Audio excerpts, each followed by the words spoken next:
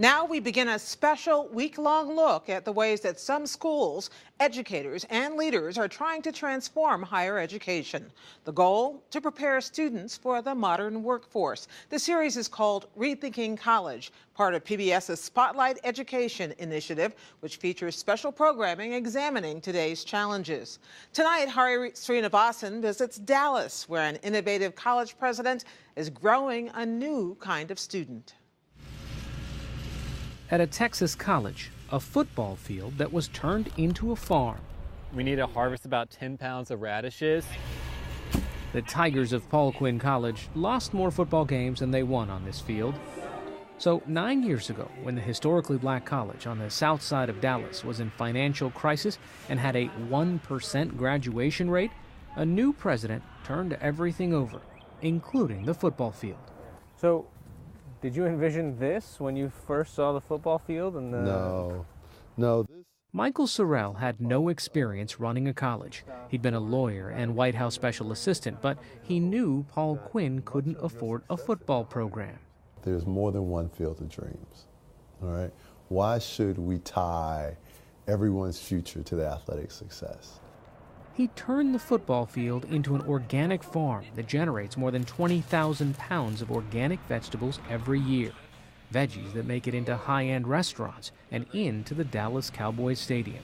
I think this has saved our school. It saved it because it changed the narrative of the institution.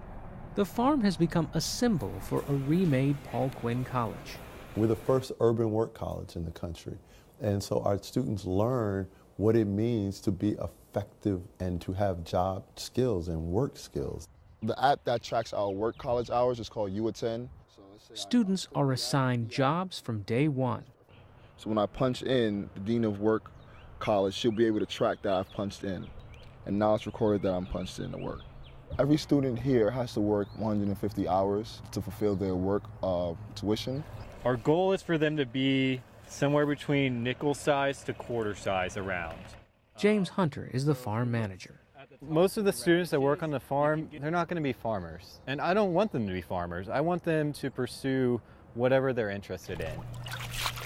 Vincent Owenseni is a business management major. One basic principle about the farm is supply and demand.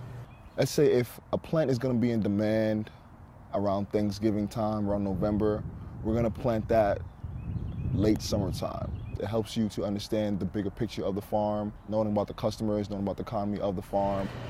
So Vincent, for instance, we want to focus more on how to read financials or a balance sheet, what it takes when you're planning expenses or long-term revenue strategies. You doing okay? Yes, sir, I'm doing well. Unless students are on the farm, they wear business attire or face a steep fine. You want to run back and get your shoes so that you can not get fined?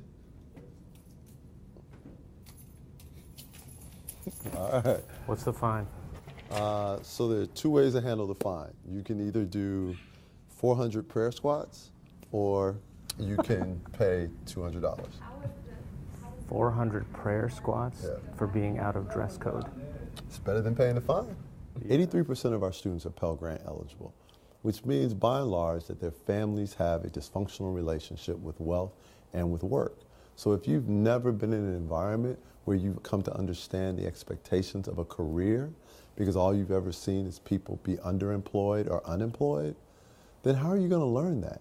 Good morning, everyone. My name is Jennifer Moreno. I'm also a freshman. I'm from Ennis, Texas. For their first 2 years, Paul Quinn students are assigned on-campus jobs, often ones that require contact with the public. The idea is to improve communication and problem-solving skills. Our students are getting two forms of education. They're getting a rigorous liberal arts training, and they're also getting real-world work experience. But students are not directly paid for their work. Instead, earnings go to the college to pay down their tuition. This is where all your classes will be held. Freshman Jennifer Moran is a first-generation student whose parents are from Mexico. With the work program, they give you $5,000 that goes towards your tuition. Coming from a low-income family, this was a great option. The students might spend their first 2 years working on campus as we make sure that they are properly prepared to be successful. Then the last few years, they're working off campus in companies or other businesses that are related to their career aspirations. Do you have that one saved on the desktop? Senior Destiny Modeste is interning at Slingshot, an advertising agency in downtown Dallas. Her employer pays Paul Quinn College $7,500 per school year for Destiny's work. Having the opportunity to work and help pay your tuition at the same time at an actual agency and see what they do on a daily basis, and then maybe at the end be offered a job, is very important for me. There is no employment training program that will cost as little as $15,000. This is an investment in improving the talent pool of your company and your office. So what's the incentive for an employer to keep that student around? Oh, don't keep them around if they aren't good enough, right? I mean, our responsibility to them is provide a quality product. So when do you expect the Facebook post to go live? Chris Hawthorne, who runs the intern program at Slingshot, says the partnership with a historically black college is important. We have, as an industry and advertising, struggle with attracting minorities to the field of advertising.